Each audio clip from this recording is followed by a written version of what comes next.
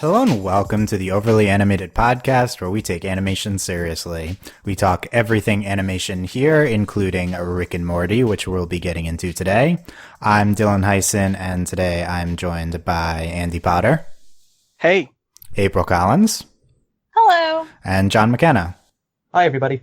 Today, Andy, April, John, and I will be talking about the Rickshank Rickdemption, I believe, would be the stupid name of this episode.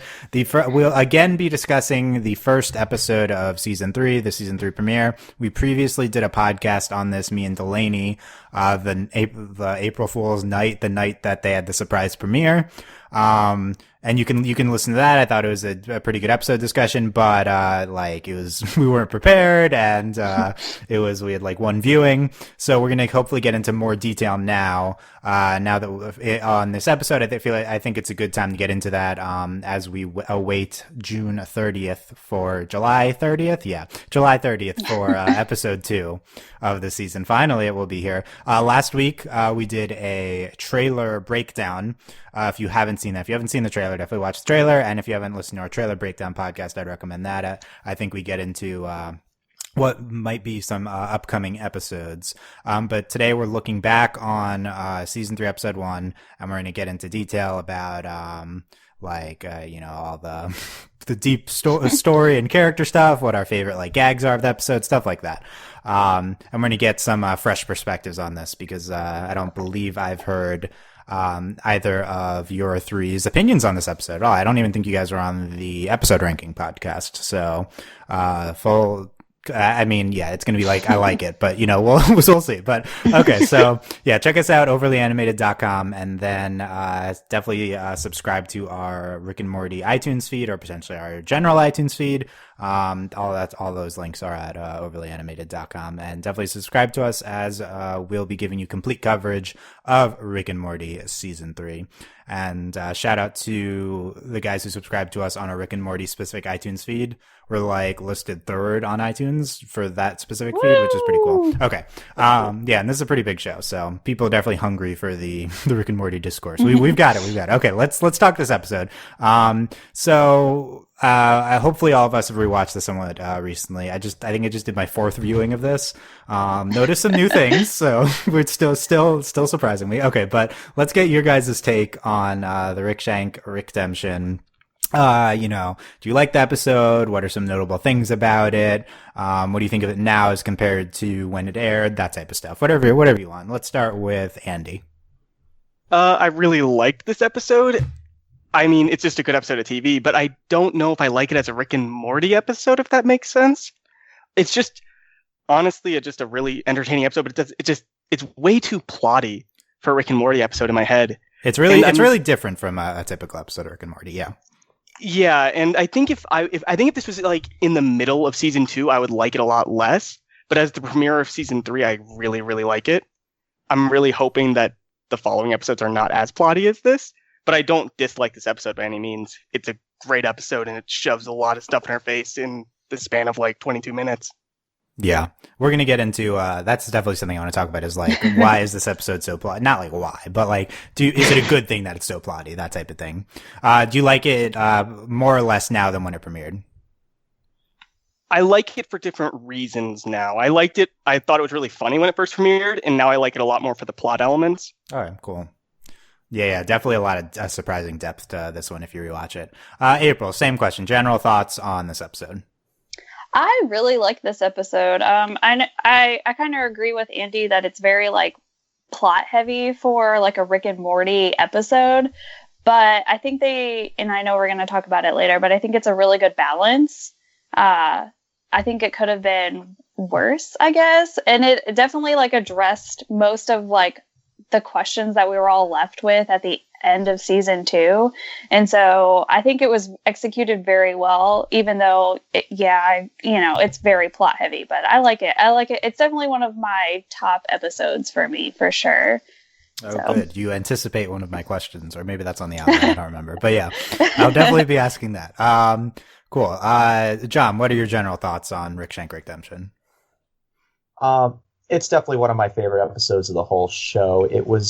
I love just how they're able to set up season 3 with a lot of the plot elements, which I actually kind of liked because it definitely sets up at least a background character's story, you know, with Jerry leaving, with Rick stepping in, with his somewhat manic moment, and the 87-year quest to get Szechuan sauce. I will say that when I first saw it, I was actually at a friend's birthday party. I open up my phone, I'm checking just Facebook, and I just see Rick and Morty season 3 is on. Rick and Morty season 3 is on. I just walk in, instead of saying happy hour, guys, I just yelled, "Guys, Rick and Morty season 3, it's on! Turn it on! Turn it on! Turn it on! Turn it on!"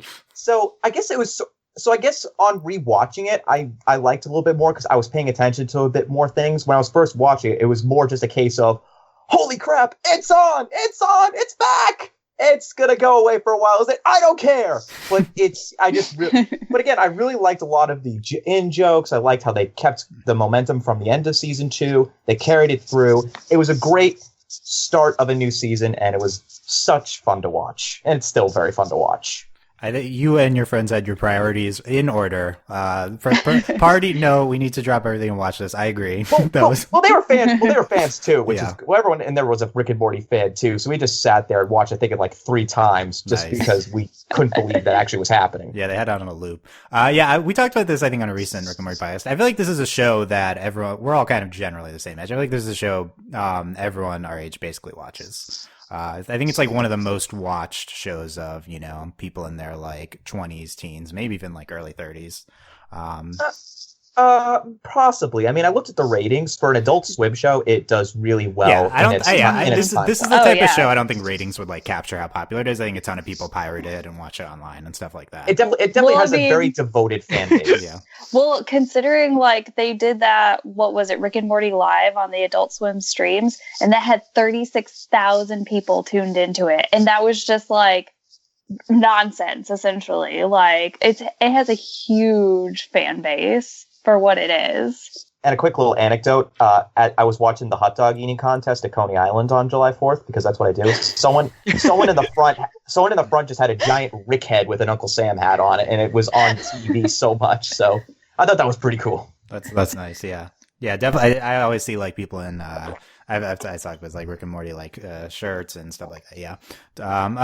Yeah, we need to get back. Okay, getting back to the episode. Yeah. I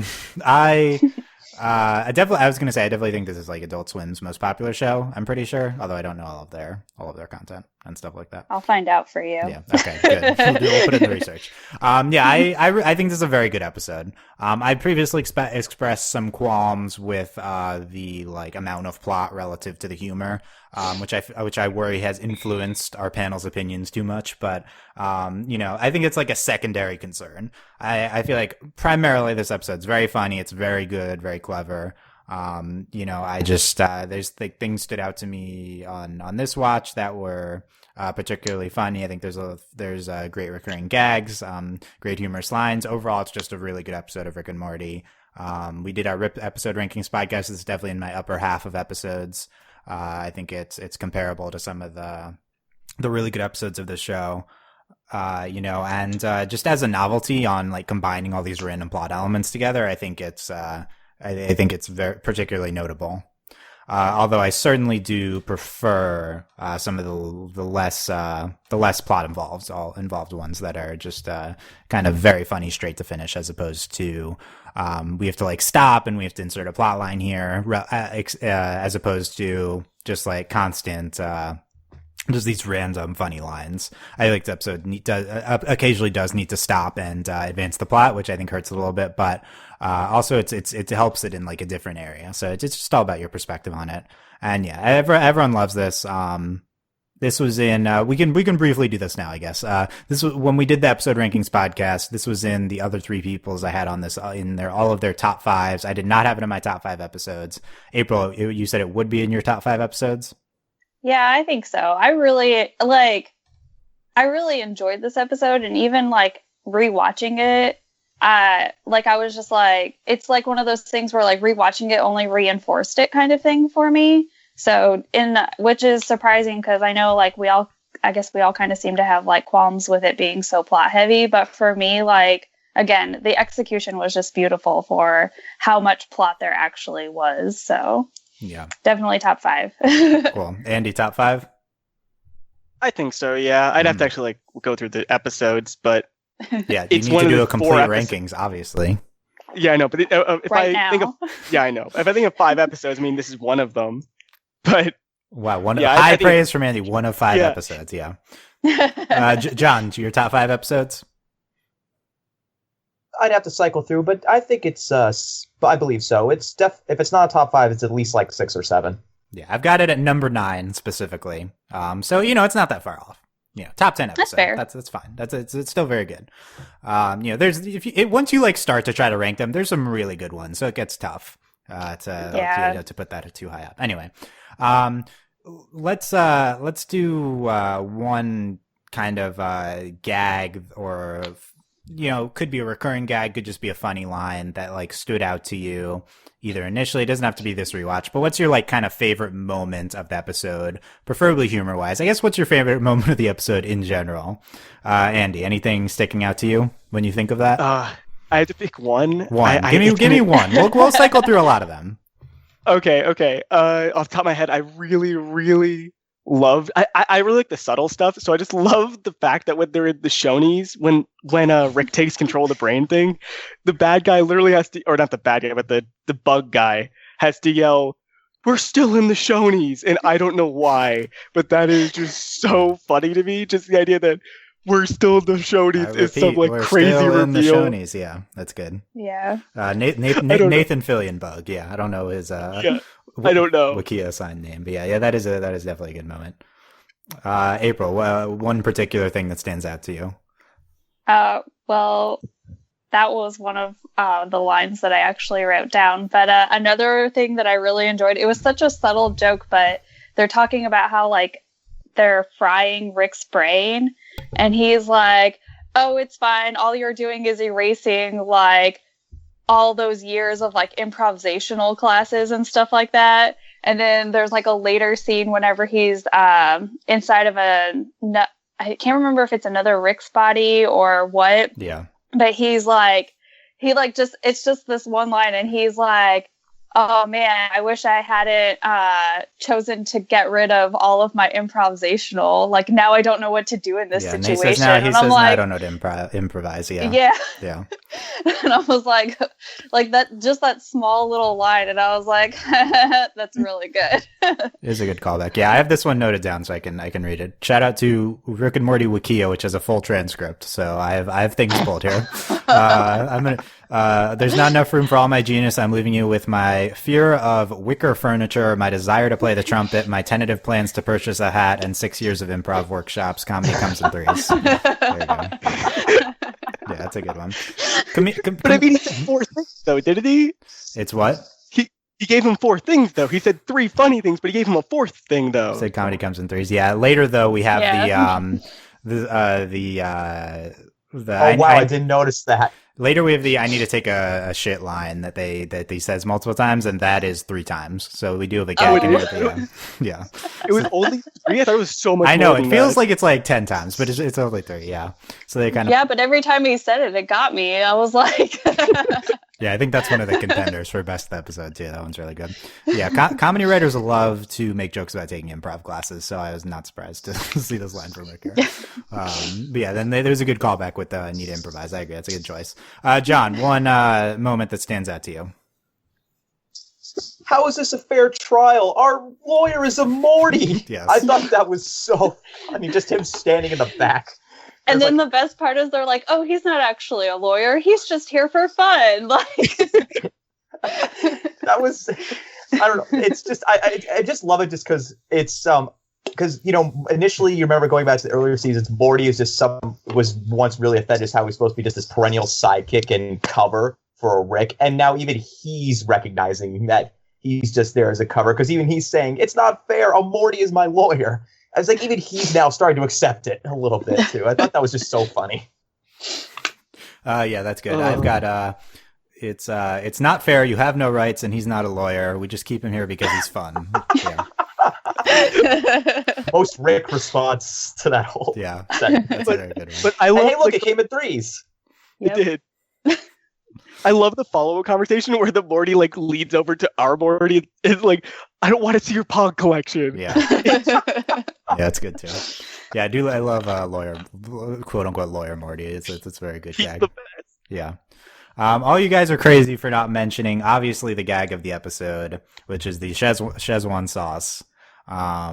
I first That one's too obvious. no, I wasn't asking for your hipster pick. I was asking for the But Dylan, that's a meme now. It's like I can't right. say it So anymore. at first, I thought this was really funny, and then everyone started overusing it, and I started hating it because it's like, why you guys stop it? Like this is over. You're killing it. You guys stop that. Yeah, stop that. Like, and also like people they were starting like writing petitions for them McDonald's to bring it back. It's like that's not what the joke is. The joke is not like let's bring it back now. It's not about that. The joke is like this is just some random poll. Like obviously it's not. Well, Coming here's back the thing. now.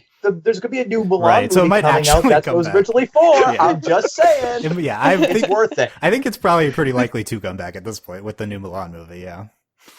But it's yes, but that whole gag is just really good. So at first we have it as is just him going to the drive-thru in his memories, and then Nathan Fillion Bug is like, while you're doing this bit, your brain is melting, which I like calling it a bit as they're doing it, Mhm. and then later he's Yeah. eating the sauce and it's great. The Nathan Fillion Bug, he's like, it's fucking amazing, and then later it and then, of course, at the end, they bring it home with him's like, it's going to be my series arc, 9 seasons. I'm going to find the, I want that 9 Mulan. seasons Yeah. till I find the. Yeah, I want that Mulan Szechuan. McNugget sauce, Morty. That's my series arc, Morty. If it takes 9 seasons, I want my McNugget dipping sauce, Szechuan sauce. Yeah, which is really great. I just love tying that to like the Community reference with the we're going this many seasons. I was a big big Community fan, and I love all that. It really is the standout gag of the episode, I think. Like overuse and memeing aside, I think that it's I also really enjoyed the Shoney's thing too. Like just the most random of restaurants, and then every time they like reference it, it's like quotes like emotionally speaking, Shoney's is my home, Yeah. or like so safe, so comfortable, just like Shoney's. And I'm like, why? Like of all the places. I think at Is the that end. a real Oh, I place? just realized something. Yes. He's saying that they went to memories and stuff like that, and they were still in the Shoney's at the end. He was Yeah. using Shoney's to create fake memories because I think he's actually kind of being honest about that, Probably. Like It- which is they- kind of sad. I'm sure at one point they had like Shoney's had a marketing bit that was like, you know, create family memory or long lasting memories with Shoney's, and they're just like, cool, Shoney's, we're gonna like ruin you. Wait, that's a real place? It's it's Yeah. actually a real chain. Yeah, Yes. It's a real it's in restaurant. it's in the I've- South. It's not by some of us. Oh, I've Okay, been yeah. to it before. I'm just saying.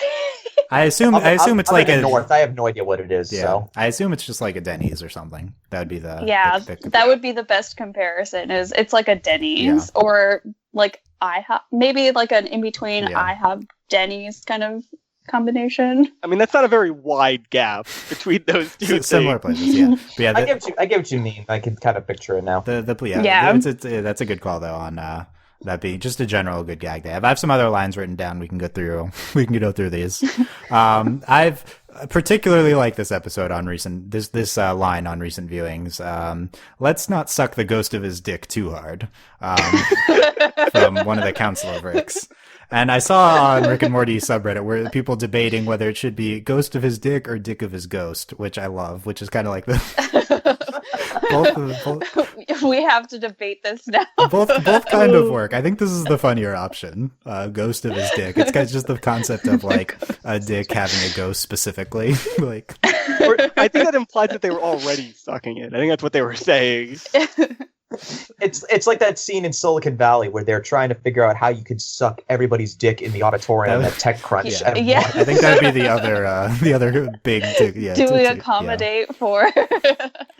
Yeah, most notable like dick gags in recent TV comedies. Yeah, that's definitely up there. But yeah, I really love that line. This line, for some reason I didn't notice this on previous viewings, or I don't know, it didn't process or something. Morty, this is when they're getting the portal gun. Summer, nobody has to know about that. We could put it right back and pretend we never saw it, like we did with Dad's mannequin leg, which isn't even like. I didn't. I heard that on the second round too, and I was like, I need to know about the mannequin we leg. need to Like, dive please. into this. Yeah. Do we really want to know about the mannequin leg? Yes. Yeah, it's this episode still does have those little things thrown in because that's very quick. You just have to kind of look for them. I love the Rick's potentially fake wife Diane. I heard sci-fi noises. It's not like that much of a funny line. I just like the show. I also like noises. the I used to wear blue pants. Yeah. Like that's the most notable thing here. Yeah. Yeah, that's good too. We covered that one.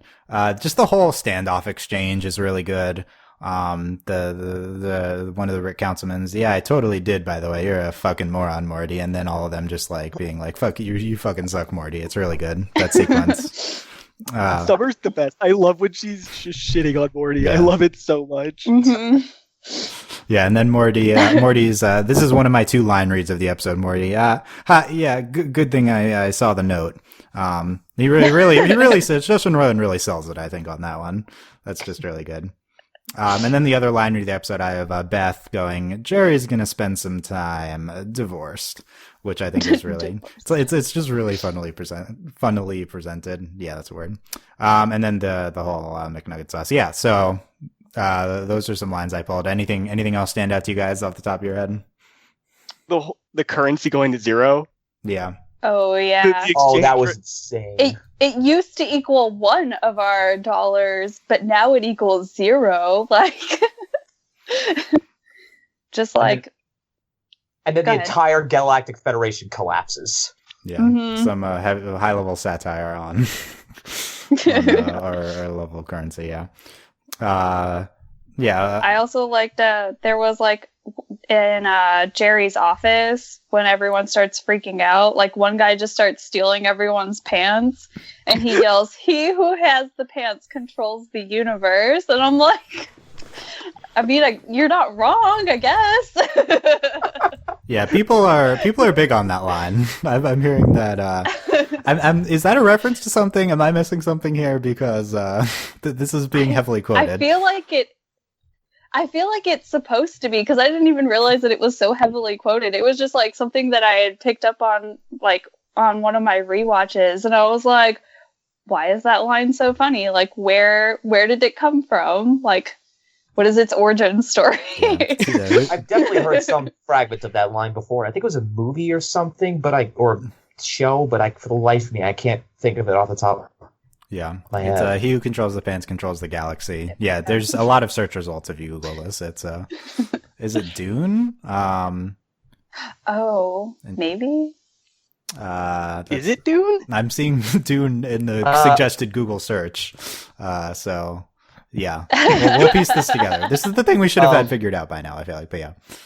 Yeah, apparently, according to this, it might actually be Dune, because I just saw there's a subreddit where Dune is mentioned. Yeah, so it could that's be what it. I'm seeing too. So anyway, yeah, it's definitely notable. That's one of those lines they just like randomly had from background voicing characters. That was a really good one too. Yeah, other ones. Hunger Games Summer. Yeah, just the description. Yeah, accurate. Yeah, I love that. We're just, like, she's just like, oh my god, I have that top, and that's just. I don't know. Just her deadpan is great. I love it. Yeah, I like that Cronenberg Summer talks just the same as normal Summer, whereas like Cronenberg Jerry is different. Yeah, I thought that was funny. Mom, you're looking feral. Yeah, it's a good description. Yeah. Yeah. Okay, let's get into this is important stuff. Let's get into some potentially deeper discussions here. So we're talking about this plot versus humor debate a little bit already. I think this episode is particularly notable for just I think the most notable thing is that this just basically takes every random plot thread that the show has propagated throughout its first 2 seasons, and the show never really does anything with its plot threads. The closest thing is just like having Bird Person in the season 1 and season 2 finales. But then we're just kind of smashing everything together here and really just changing up the whole structure of the show. And that was just so striking, like just having this episode like randomly pop up on an unexpected night and just doing everything like that. I think it's super striking. It's a super interesting choice. How did you initially react to seeing everything, I guess, come together like that, Andy? It was just so shocking because the show just came back and everything was happening, and I don't know what was more shocking, honestly, whether it was back or this plot, but it was definitely a shock. And now we're left in this place where we have no plot anymore, sort of, to do, which it might be good or bad from however you look at it. But I don't know. It was a lot done, and it was done well. It just came out of nowhere. I don't know. Yeah, it's like, we basically take all the, the plot episodes of the show. We take, the Rick Potion number 9, Close Encounters of the Rick Kind, both finales. I don't know. That might be it. But, and then we just like combine all these plot elements here. Certainly it was very striking. John, what do you think of that choice to just kind of smash all the plot elements together? I kind of understand it a little bit because I remember reading some reviews and just talking to some people about it. It's one of the great strengths of this show was that for the first 2 seasons, they build up this just huge, sort of very layered, complex universe, and they leave it in the background, and it allows a lot of the individual stories to go forward. And I'm starting to notice that with a lot of Cartoon Network shows and a lot of like sort of the higher end shows, the Adventure Time, Steven Universe, and that kind. They spend the first couple seasons laying out plot elements and sort of just leaving them there. And then when it gets to the later seasons, 3, 4, and 5, etc., they then bring them out, and then they can start building on them. So they make this great investment. And I think what this season opener for Rick and Morty is saying is like you're taking all those sort of stuff, all the stuff that they kind of brought out and they put on the shelf. Now they're bringing it out and they're going to start building on that. And we're going to have a much sort of deeper, fuller universe and character development as a result. So I'm actually really looking forward to seeing how they're going to keep the dark sort of silly, the sort of darkly silly humor of the first 2 seasons, and now add a sort of continuing running plot thread that's not just, there and gone. John, do you think this is going to be a sign of more like use of these plot elements in more of a continuous plot structured way in the future for the show? I think it might, and I think the show could actually really benefit from that. There's certainly a lot of material that they can call on, and a lot of that really could be built out in a really incredible way. So I think that is what they're going to do. I disagree. There's no way there's more plot coming. This is like they're burning the house down so they can do whatever they want now. They just want to make some funny episodes for this season, and they don't want to be held back by the stuff they've done the previous seasons. And I think this is the best way to burn down the house without making it feel really like a cop-out. Well, I think there's going to be I think it's going to be sort of a compromise. Like, there's going to be like a plot thread. Like, I guess the best comparison I can make, I already made 2, but like Doctor Who, for example, like each episode is sort of self-contained, but there's often like a plot thread that links all the episodes together. It's not always the dominant plot thread, but it does exist, and I think that's where Rick and Morty might be going with this. Yeah, I think it's interesting. I think season 1 was like that a little bit. But yeah, I totally hear the Doctor Who comparison. And by the way, should be the number 1 comparison for Rick and Morty because it's a Doctor Who spoof. But it's it is a bit actually. Yeah, it basically is. Yeah, I feel like the most referenced property from the show should be number 1 Doctor Who, number 2 potentially Gravity Falls. Except it makes sense. Yeah, yes. Yeah, in the recent season of Doctor Who, we just kind of have like plot in the first episode, plot in the last episode, and then there's just kind of a recurring thing. Maybe the first and last scenes of the episode. Comment on this recurring thing. Like this season, it was the I don't even remember what they call it, locker, the vault. Yeah, but the vault. Yeah.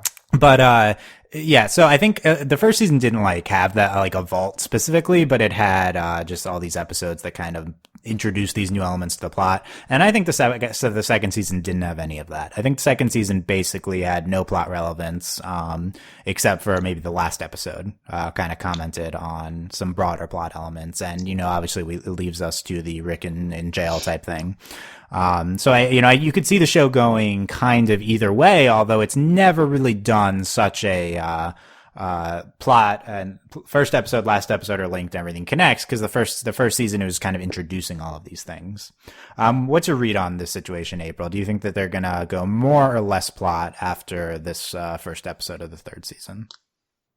I think I kind of agree with the whole they're kind of burning the house down so that they can start again kind of thing. But I as everyone was sort of talking, I was just thinking about how, at the end of that first episode of season 3, they bring back, they do the Phoenix person, and what is her name? Is it Tammy? Oh my god! Yeah. Don't forget Tammy's name, please. Do not disgrace Queen Tammy. Anyway, continue.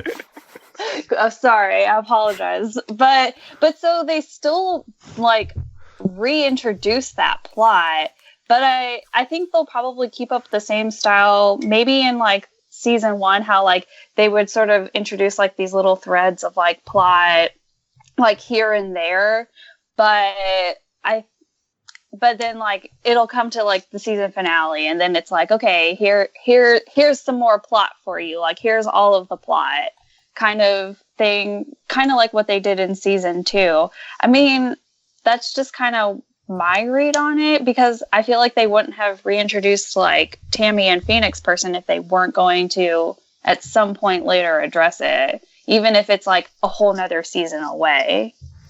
So okay, but yeah. This is go ahead. So I think that both kind of potential things are kind of valid just based on what they do. If you're going to introduce all these elements, it could be an indication of a future with more plot, or it could just be a desire to just address all the plot and then not have to deal with it. In theory, both of those things could be valid. I think the notable thing is that they basically blow up all of the plot, literally blow up a lot of plot elements of the show in this premiere, and almost nothing is left. In theory, the Council of Ricks is gone. The Galactic. In theory, I assume all the Ricks aren't dead, but they at least a lot of them are. The Galactic government is gone.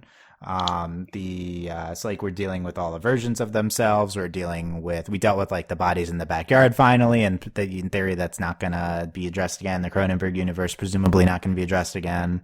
So there's all of these hanging plot threads, which are really settled now. That being said, the Phoenix person Tammy plotline is a good point. There's at least one kind of potential plot thread that is brought up in the stinger of this episode.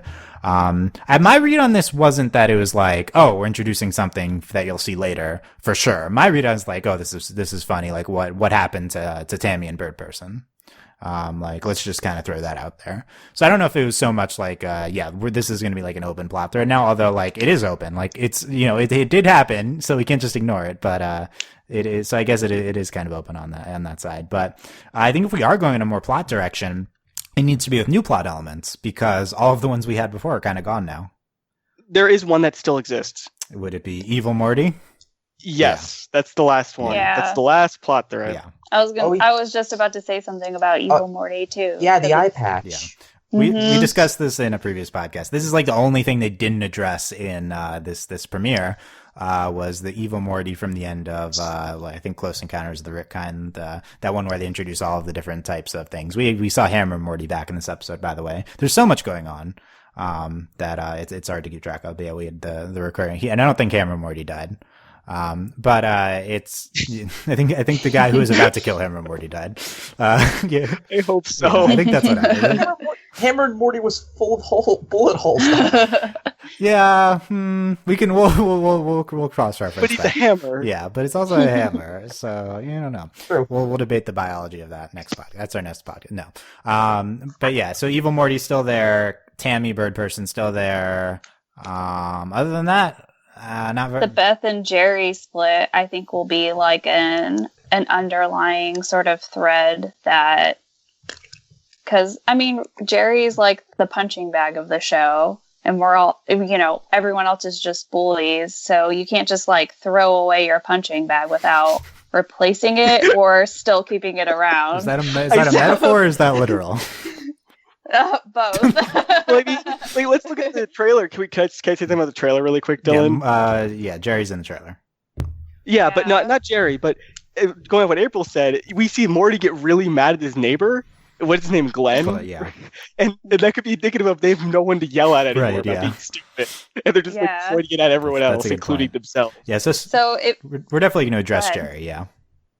Yeah, I was going to say, like, I wouldn't say that, like, we've completely destroyed everything, but we got rid of a lot of, like, the previous plot. I mean, there's a lot of, like, openness for new plot, too. So, like, okay, you got rid of the Council of Ricks, who's to say someone, like, who other Ricks aren't going to, like, step up and reform the council, or that they won't just not I mean, it's Dan Harmon. Who knows what could happen, but he's also sometimes the type of person who like can't let things go, and so I foresee him like at least like even if it's just a line like mentioning it later kind of thing. So yeah, I assume we'll at least hear about the Council of Ricks again. I doubt that's just gone forever.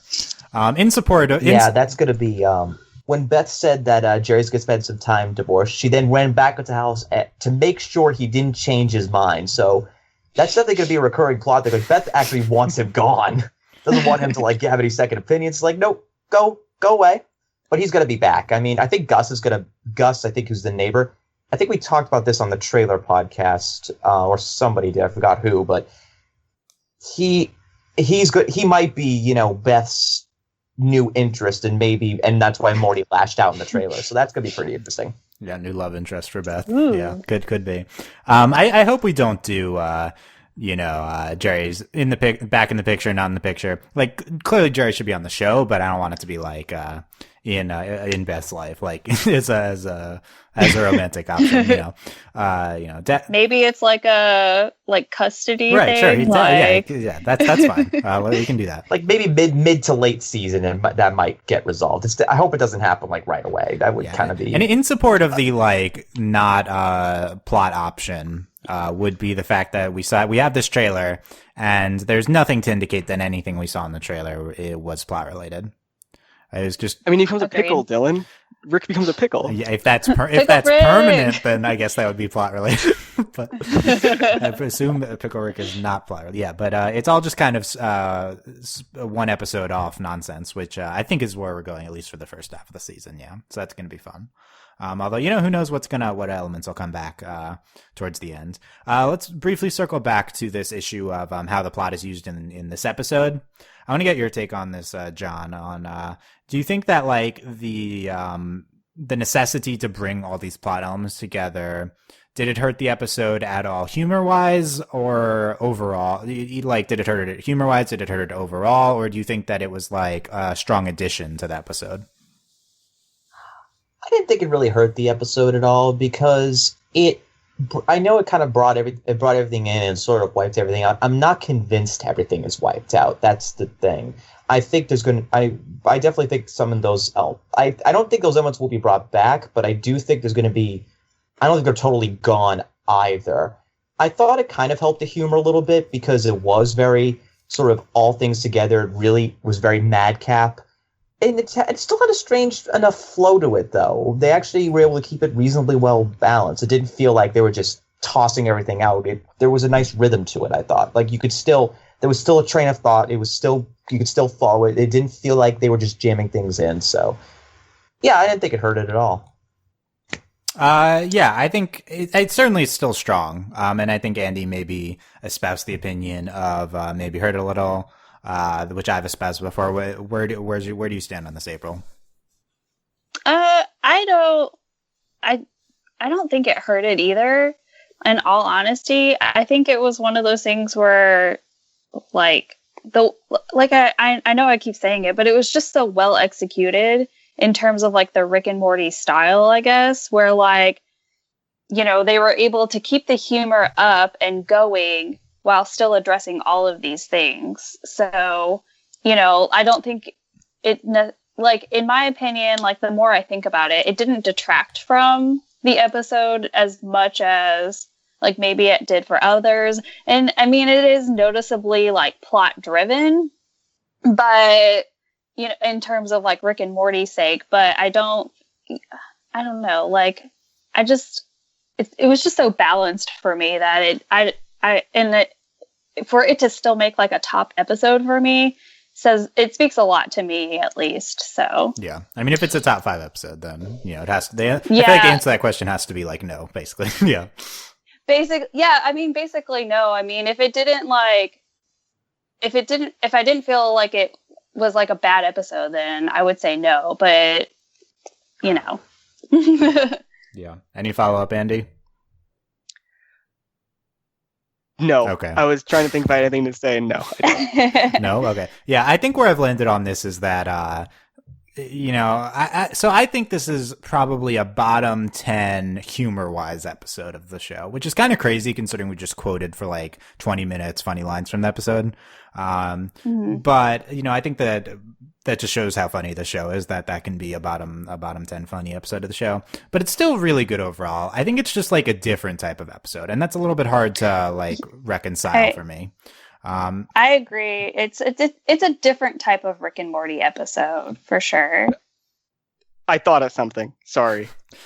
I blanked out for like 10 seconds. Good, but I thought of something about the plot. So I really want to loop back. If we're gonna do more plot stuff, I really want to, like, this is the plot that I really don't care about. If that feels bad, like, I don't know if that's bad to say. I mean, it was well done. It's just I don't really care how this stuff is resolved.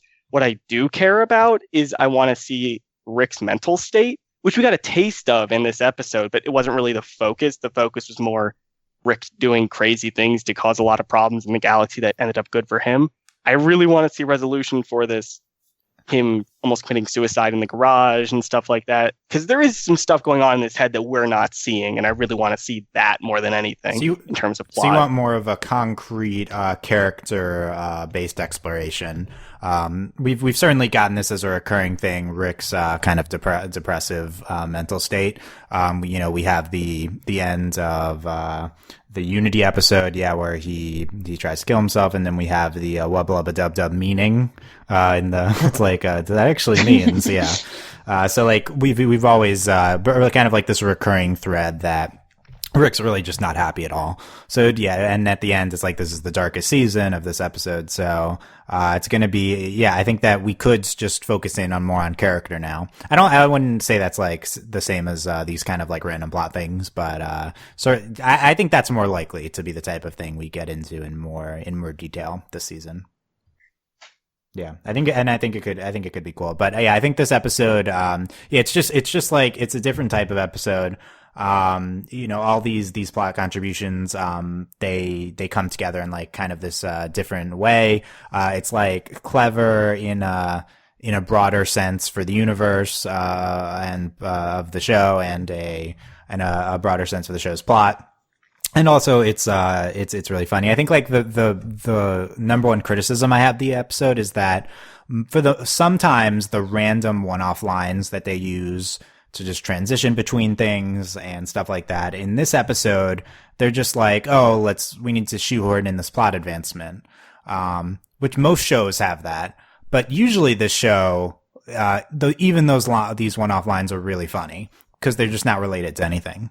And I think in this episode specifically, they like feel that they're like shoehorned a little bit into plot, so they need to move things along. And like half the time, it still really works, and they make it funny like in spite of limitation. And then half the time, it's not as good. Overall, I still think it's a great episode. But that would be like why for me this isn't 9 as opposed to 1 to 5. But whatever, it's a different type of episode. I'm glad that we had this. I think, and I'm looking forward to potentially, at least for now, getting back to our typical type of Rick and Morty episode, if Pickle Rick is any indication.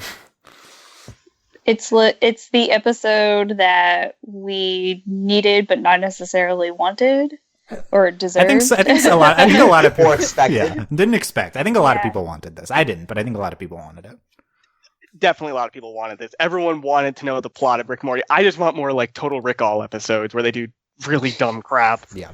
Total Recall complete bottle episode. I'm all about the bottle episodes, so I'd love to see more I of them. love bottle episodes. Like, Yes. Those are great.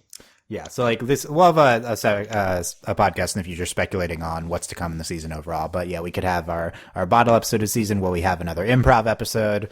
Like what's with these, what's with the Mad Max episode, what's with the Pickle Rick episode, all this stuff. Many questions. and Giant Summer. Giant Summer episode. Yeah. Giant Summer. It's going to be interesting to have Beth sort of, I guess, tag along on an actual, or like be involved in an actual thing. Yeah. Or like a situation. Yeah, I hope so. Because I feel like most of like whenever we have Beth, it's usually like it's like the subplot episode kind of thing. Like it's not the main focus. And for her to be like directly involved is going to be I think it's going to be interesting to see sort of how she plays into the dynamic of like Rick and Morty and Rick and Summer and Rick, Morty and Summer kind of situation. So I'm looking forward to that too. fun. The trailer didn't give a ton of indication that she'd be super involved other than the Giant Summer episode. But I'd certainly love for her to be a main presence in one or two episodes for sure. Yeah, it'll be interesting to see that dynamic.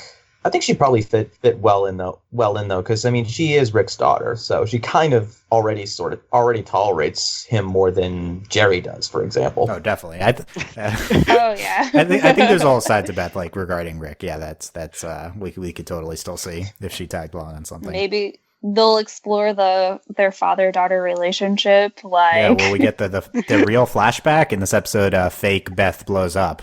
But what about real Beth? Yeah. Is Diane even real? These are the questions we need to be answered. Flashback episode? No, probably not, right? no, No. not at all. We should. But... I doubt we'll ever get actual backstory to Rick. I think it's just always going to be something they just hint at and never actually tell us, which is fine. I'm not against that, but I don't think we're ever going to get it. Yeah. I definitely think that when they do that, there's always. I'm definitely of the mind that there's always a little grain of truth in a lot of Rick's flashbacks already, even the ones he says are fake. I mean, he definitely can control it, but I definitely think that you can't just make something up like that, like a whole sentient wife. Like I think there is definitely something there, and I hope they do kind of add to that. Not a flashback episode, but it comes in through normal course of an episode. Yeah, I have to imagine I completely agree. I have to imagine there's some element of truth to the Diane Beth exploding thing. Not that Diane literally exploded, but maybe that Rick was more normal before, loved his wife, and that he went through a darker Wore path. blue pants. Yeah, wore blue pants. Maybe that's the element of truth. Yeah. That's the big. Maybe Diane bought him a different pair of pants. Yeah, I think that you identified the real cliffhanger. April is that true? Is the blue pants true? Yeah, I think like emotionally, my read on it was like, yeah, that's fake, but I think like maybe on how a high, much of it was yeah, fake? that was my takeaway. I still think that after watching it a few times. Because Rick is like totally made up a tragic backstory. It's like, totally made up. I don't know about that. So I think that's the intent of the episode. Not that they're going to address it again necessarily, but that, I think it's maybe supposed to leave you wondering about that. So yeah, good stuff. I think that, we got into a lot of more concrete stuff about the episode. Talked about a lot of the funniest elements. Let me know, give me some potential closing thoughts here, even if it's just good episode. Anything that we didn't get to that you want to close out with here, John? I'd like to. So let me get this straight. When they released this episode, it wasn't announced at all before it was actually aired, right? Not announced at all. Nope. And it wasn't leaked on the internet, Yeah. right? No. So what you mean to tell me is Cartoon Network is capable of actually protecting episodes. Well, hold on a second. Cartoon Network and Adult Swim are two separate entities. Same channel, but this is not. Yeah. Not actually, I agree. This is like what Cartoon? No, Adult Swim can do maybe- this, but Can maybe some of the people on Adult Can maybe some of the people on Adult Swim go over to the I agree. Cartoon Network offices and say, "This is how you protect episodes. This is how things don't get leaked on the internet. This is how you actually have a surprise, and this is how you don't ruin everything for people." I'll talk to my friends in the offices Yeah, for have them you. transfer. Yeah, we'll can do that. Yeah. I agree. But yeah, It's so jarring that this can just not leak at all, whereas every other show we watch just leaks. It's great. And it's Rick and Morty. I mean, if someone was scrolling through the servers and saw season 3 episode 1 was there, it would have been on definitely. Pirate Bay in 10 yeah. seconds. Yeah. So great job, great April Fool's prank. Absolutely, it was such a shock and was so welcome to have it. And again, I think it was perfect that it was April 1st too, because it makes you want more. And now we had to wait 3 months for it. So well done, Adult Swim. Yeah. No, Okay, good. 97 years. No, okay, Rick and no, Morty. your turn. Yeah, that's final thoughts, April. 97 years, Rick and Morty. Yeah, which is like 9 seasons, 97 years. Yeah, that's exactly it. I think that's about accurate. Andy? Just that I was thinking about Dan Harmon a little bit, and in Community a little bit. I think the Jerry stuff might be a little bit like when that episode where they kick Pierce out of the group. Yeah, good. Because they have to find it. They have to find a new scapegoat essentially, and there might be a similar episode or similar structure to an episode where Jerry's gone and they have to deal with that. And I think that'd be really funny to have everyone yelling at each other, because I just love them all mad at each other, which is kind of bad, but I love it. I love it so Let's much. just start talking about Community. We can do that. Yeah. Okay. Yeah. Let's always mention Justin Roiland when we're talking about Dan Harmon too. Both of them grading. It seemed like Dan Harmon was pretty involved in the writing process this year. I don't remember if he was season 2 or not, but that was something I took away from the panel. Dan Harmon was like, I fucked everything up. I was like, we're going too slow. So Yeah. it seems like he was involved. Good stuff this good stuff. This episode's very good. Let us know your comments on anything we discussed. What are your favorite lines? What did we not get to? Let us know in the comments on overlyanimated.com. You can email us, podcast@overlyanimated.com. I never get feedback on the Rick and Morty podcast, so you guys should totally give us feedback somewhere. I'd love iTunes reviews, overlyanimated.com/iTunes. Those would be great. But yeah, thanks for listening. Check us out on the site. You can consider supporting us at Patreon, patreon.com/overlyanimated. That is the number one way to support us. Thank you very much to all of our patrons, especially our patron of the podcast, Hope, aka, I believe I'm going to go with Katara on this one, although there's a few options, but I think the simplest one, we can be the best here. Hope, aka Katara. And thanks as always to our patron executive producers, John, Ryan, Steve, Alex, and Andy. So yeah, we will be back Rick and Morty wise. Not sure when. We'll definitely have an overall season speculation podcast before the 30th premiere, and potentially some other good stuff. Check out all our Rick and Morty podcast. We'll see you guys then. Thanks for listening. Bye. Bye. Take care.